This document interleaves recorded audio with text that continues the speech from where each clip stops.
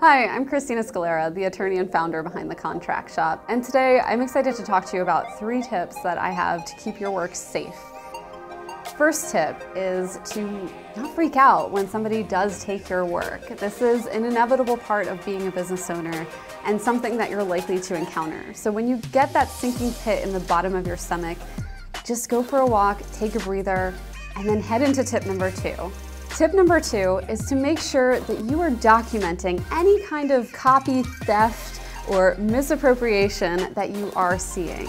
So if you can take screenshots, if you can copy and paste what's been copied from you, if you can just document what has happened, you'll be in a much better situation for later in case any legal action should be taken against the person who copied you. Finally, in tip number 3, I want to just remind you that sometimes we're the ones who accidentally copy other people.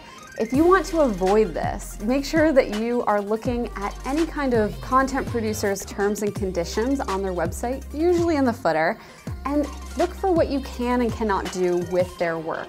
They will usually tell you in those terms and conditions what kind of photos or content that you can take from their website and how you can use that content, and even how to give them credit if they're asking for that as a condition of using their content.